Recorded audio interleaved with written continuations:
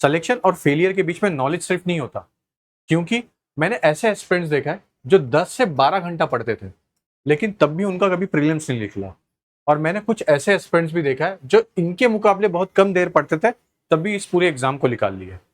अब ऐसी 5 गलतियां जो मैं खुद भी इस पूरे एग्जाम के टाइम पे किया था, मुझे कोई था नहीं बताने वाला, तो ये गलती मुझसे बहुत बार रिपीट हो गई, तो जिसकी वजह से मुझे इतने ज्यादा टाइम लग गया। मगर मैं ये चाहता हूं कि आपके साथ ये ना हो, इसलिए इस वीडियो को एंड तक देखिएगा। मैं सबसे इंपॉर्टेंट बात क्या है कि मैं यहाँ पे चाहता हूं कि आपका ईयर बचे, है ना। तो सबसे 5 बड़ी जो सबसे पहली गलती है कि क्या है, मुझे सब कुछ पढ़ना है ना। क्यों? क्योंकि मेरे एक फ्रेंड ने बोला कि इस यूट्यूब वाले ने, इसने बोला कि ये वाली बुक पढ़नी है, मुझे ये भी पढ़ लेनी है। मुझे एक जहां से पता चला कि मुझे ये वाले नोट्स बहुत अच्छे दिख रहे हैं और ये वाले नोट्स से हर बार क्वेश्चन आ रहा है, मुझे ये भी पढ़ लेना है। मुझे इसी के साथ में और भी बहुत सारी बुक्स पढ़ लेनी है। अब होता क्या, एक सच्चाई आपको समझाता हूं। ये जो होता है ना कि हम 20 सोर्स करेंगे, 5 रिवीजन करेंगे, 50 सोर्स करेंगे, एक ही बार करेंगे, ये बहुत गलत होता है। इतनी ज्यादा सोर्स रखना ही क्यों? सिंपल सी चीज है, हिस्ट्री के लिए मुझे सब पता है, मुझे ज्योग्राफी के लिए सब पता है और एनसीईआरटी मुझे पता है। अच्छा, अब कुछ लोग होंगे कि ये बोलेंगे कि एनसीईआरटी नहीं पढ़ता हूं मैं, मुझे पढ़ने की जरूरत नहीं है, कि किसी टॉपर ने बोल दिया एनसीईआरटी की जरूरत नहीं है तो मैं नहीं पढ़ूंगा। मत पढ़ो भाई, फेल हो गए, एक बार फेल हो गए, 2 बार फेल हो गए, 3 बार फेल हो गए, तब बुद्धि आएगी, तब पढ़ लोगे, है ना। दूसरा, एक जो चूरन बेचा जा रहा है वो है लूसेंट का। मालूम नहीं, मतलब मेरे पास फोन आता है, ऐसे ऐसे एस्पिरेंट्स का फोन आता है जो अभी भी ये बिलीव कर रहे हैं कि लूसेंट से उनका एग्जाम निकल जाएगा। और सबसे खराब बात क्या होती है मालूम है, अभी यूपीपीसीएस का मेंस का रिजल्ट आया, उस रिजल्ट में सब बोल रहे जीएस 3 में इतना नंबर आया, जीएस 3 में इतना नंबर आया, जीएस 2 में इतना आया। अरे भाई, तुम पास कैसे हुए प्री? लूसेंट और सिर्फ घटना चक्र पढ़ गए। एग्जामिनर क्या तुम्हें मूर्ख लगता है? समझो ना यार कि एग्जाम को क्या डिमांड है। तो जो मल्टीपल सोर्स बना के रखो ना, उसको लिमिट करो। जब तक लिमिट नहीं करोगे ना, कुछ नहीं होगा। तो सबसे पहली बात तो अपने सोर्स को लिमिट करो। और जो बुक्स है, मैंने ऑलरेडी इसके ऊपर वीडियो बनाया है, तो उसको जाके देखिए कि कौन कौन से बुक के ऊपर मैंने बहुत अच्छे से वीडियो बनाया है। दूसरा है हमारा जो रिवीजन नेग्लेक्ट होता है ना, रिवीजन को टालना हो जाता है कि एक बार पढ़ रहे मगर 30 दिन में भूल गए कि मुझे क्या पढ़ना है क्या नहीं पढ़ना है। तो जब भी आप कोई चीजें पढ़ते हो तो हमेशा ये रूल अपने टेबल पे लिख लीजिए।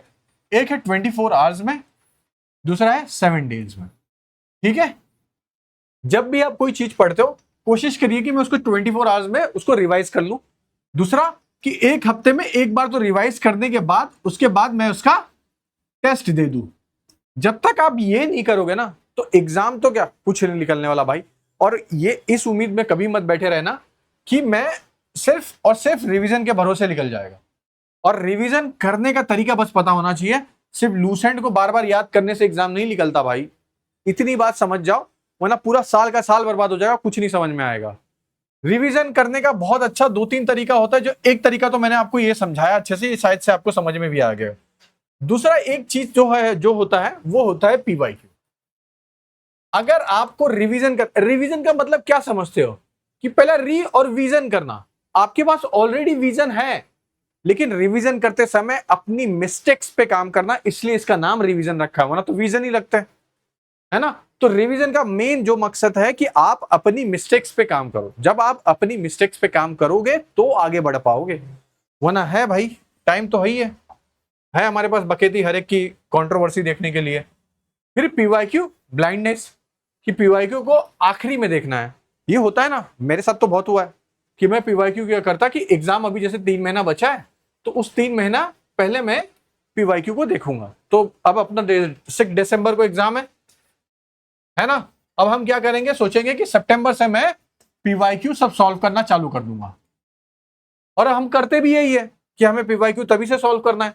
और उससे चक्कर में क्या होता है कि पीवाईक्यू को हमने पहले नहीं किया, बाद में किया, फिर हम ये बोलते हैं कि पीवाईक्यू से तो क्वेश्चन ही नहीं आया।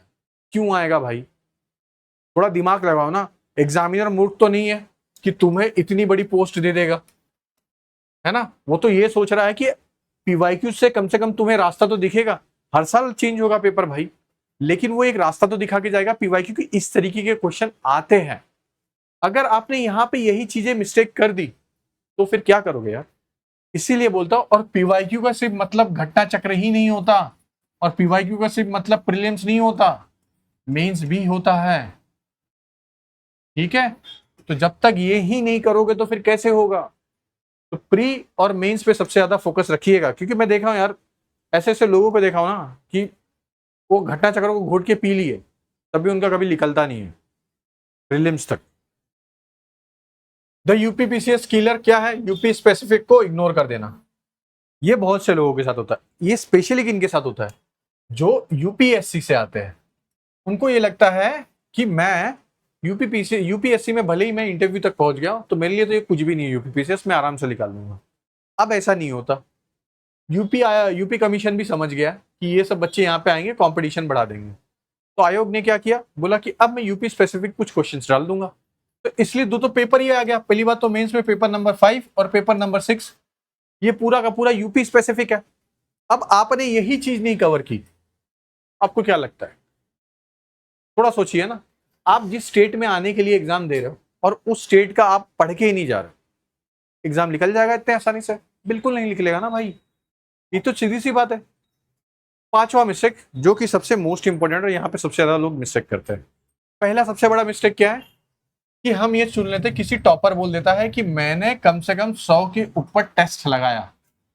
अब ये हो गया सबके लिए एक पैरामीटर और सब भेड़ चाल में दौड़ना चालू कर देंगे। नो डाउट है, मैं खुद भी बोलता हूं, मैंने भी बहुत मल्टीपल टेस्ट लगाया। यूपीएससी का टेस्ट देते समय तो ऐसी कोई मार्केट में बुक नहीं थी जो मैंने अपने टेस्ट नहीं लगाया, चाहे वो इनसाइट का हो, चाहे वो विजन आईएएस का हो, चाहे वाजीराम एंड रावी का हो। मैंने हर एक के टेस्ट उठा उठा के देता था, ठीक है। लेकिन क्या सिर्फ टेस्ट देने से एग्जाम निकलता है? तो बिल्कुल नहीं। टेस्ट का एनालिसिस करना आना चाहिए और टेस्ट को किस तरीके से देना ये आना चाहिए। बात ये होती है कि हम क्या करते हैं, मैं एक चीज समझाता हूं, हम सिर्फ टेस्ट को देते हैं, अपना मार्क्स लिखते हैं और खत्म कर देते हैं। लेकिन टेस्ट में होती है एक्यूरेसी। उस एक्यूरेसी पे जब तक आप काम नहीं करोगे तब तक कैसे होगा? आपने फॉर एग्जांपल यहाँ पे टेस्ट लिखिए, यहाँ पे टेस्ट नंबर 1 है, कितने क्वेश्चन करेक्ट गए? तो मेरे 20 क्वेश्चन करेक्ट गए। कितने गलत गए? 30 गलत गए। कितने मैंने तुक्का मारा था? 10 तुक्का मारा। 10 तुक्के में से कितना सही गया? 7 सही गया। कितना तुक्का गलत गया मेरा? 3 तुक्का गलत गया। ये मेरे पास पूरा डेटा आता है। जब ये पूरा डेटा आता है तो मुझे ये समझ में आता है कि मेरा बेसिक वीक है, क्योंकि मेरे पास सबसे ज्यादा गलत हुआ है। ये पहली बात तो, ये डेटा से आपको ये समझ में आएगा कि मैं कहां पे वीक हूं। तो आपको अपनी वीकनेस पे काम करना है, यूनिवर्सल वीकनेस को अपना वीकनेस नहीं मान लेना है, ठीक है। सब जन ने बोल दिया कि इकोनॉमिक हार्ड है, इकोनॉमिक हार्ड है, इकोनॉमिक हार्ड है। मेरा सच में इकोनॉमिक्स हार्ड है ना? ये हम बिलीव करते हैं। ज्योग्राफी हार्ड है, ज्योग्राफी हार्ड है, ज्योग्राफी हार्ड है। ज्योग्राफी सच में हार्ड हो जाती है भाई। हो सकता है आपका ज्योग्राफी, जो सब जन बोल रहे हैं कि उनका वीक है, और हो सकता है वो आपका सबसे स्ट्रांग पोर्शन हो, और जो सबका स्ट्रांग होगा वो आपका वीक होगा। तो क्या करोगे? मैं ऐसे लोग को देखा हूं जिनका पॉलिटी वीक है और साइंस और इकोनॉमिक्स बहुत मजबूत है। अब ऐसे लोग क्या समझेंगे कि अगर वो इस भेड़े चाल में चलते हैं कि मेरा पॉलिटी ही बहुत सही है, पॉलिटी ही बहुत सही है, तो फिर इसीलिए समझा रहा हूं बहुत अच्छे से कि इस भेड़े चाल में मत चलिए। और कुछ एक्स्ट्रा चीजें जो मैं खुद से बताना समझ रहा था कि देखिए, अभी जो 6 दिसंबर को एग्जाम है ना, यहां से आपको 2-3 चीजें सबसे ज्यादा करनी है। पहली चीज, एक तो है मेंस की पढ़ाई, दूसरी है प्रीलिम्स की। ये दो है। अभी सबके बीच में कंफ्यूजन भी चल रहा है। मेंस को 70% दीजिए अपनी पढ़ाई के लिए और प्रीलिम्स को 30%। अगर आप दिन भर में 10 घंटा पढ़ते हो तो 7 घंटा मेंस पढ़ना है, 3 घंटा प्रीलिम्स पढ़ना है, ठीक है। जैसे ही सितंबर आता है, मेंस पूरी तरीके से बंद करके 100% सिर्फ प्रीलिम्स पे मुझे चले जाना है। ये जो है ना सितंबर, ये सितंबर ही होना चाहिए, अक्टूबर ना हो जाए। अच्छा, अब कुछ लोग होंगे कि जो बोलेंगे सर पहले प्री तो निकल जाए। तो निकाल लो भाई, पहले प्री ही निकाल लो, फिर मेंस देख लेना। गांव में बता देना भाई मेरा प्री निकल गया। यार मुझे एक चीज नहीं समझ में आ रही है आप लोग की, कि मैं एक चीज बताता हूं। देखिए, जो सबसे पहला मिस्टेक है ना, ये अभी मेरे बताने के बावजूद भी करेंगे, मेरे वीडियो के बाद फिर जाके देखेंगे कि ये होता है ना कि हमें सब कुछ पढ़ना है। इस जाल से ना इतने ज्यादा लोग ग्रसित है ना कि पूछो मत। और ये पहले, अगर आप इस चीज से बचाना चाहते हो ना, तो सबसे ज्यादा आपको काम करना पड़ेगा इस पे। जब आप अपने मॉक टेस्ट पे काम करोगे, नो डाउट है आप सबसे ज्यादा आगे निकलोगे, इस चीज की मैं गारंटी लेता हूं। ये पूरा एग्जाम निकालने में ना ये आपका सबसे अच्छा दोस्त है। और जिस हिसाब से यूपीएससी का पेपर आया है, अगर यूपीपीसीएस ने अगर 40% भी कॉपी कर लिया तो क्या करोगे?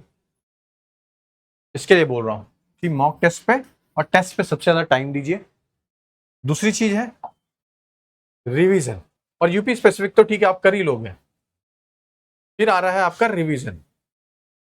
पीवाईक्यू को देखते रहिएगा अभी से ही, मैं फिर बोल रहा हूं पीवाईक्यू सबसे इंपॉर्टेंट रोल करेगा अभी, और उसके बाद आता है जो मोस्ट इंपॉर्टेंट है वो है रिवीजन।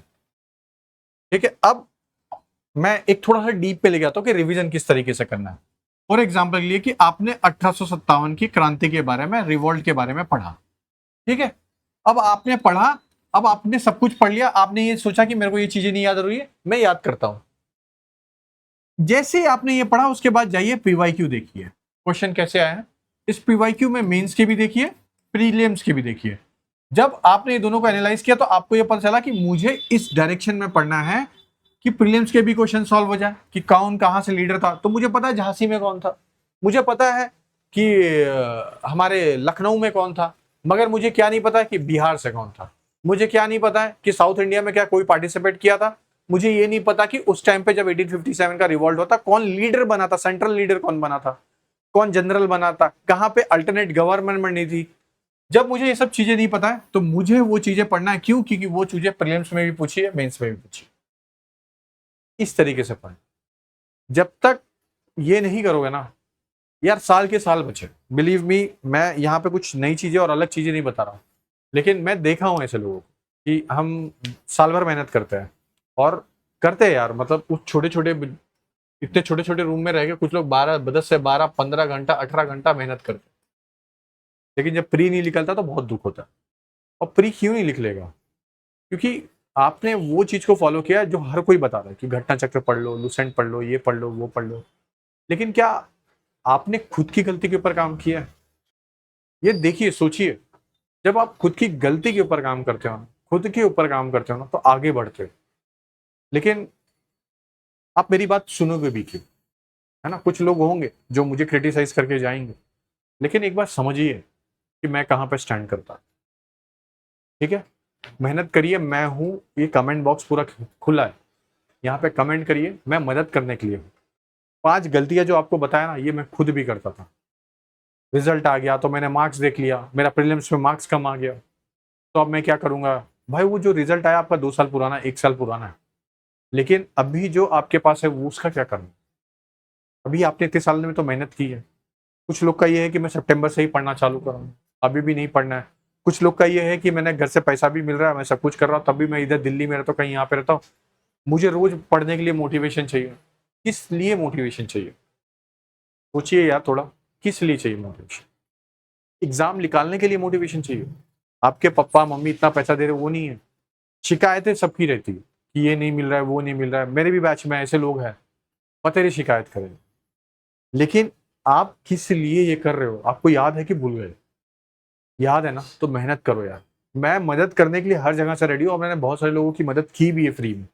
कोई ऐसा नहीं बोल सकता टेलीग्राम पे कि मैंने किसी के साथ मदद नहीं की है। तो प्लीज करिए, अगर कोई भी मदद चाहिए तो मेरा टेलीग्राम का चैनल आइए, और वीडियो अच्छा लगा तो लाइक शेयर सब्सक्राइब करिएगा। बाकी ऐसे क्वालिटी वाले वीडियो मैं लाता रहूंगा। ओके दोस्तों, चलिए, जय हिंद।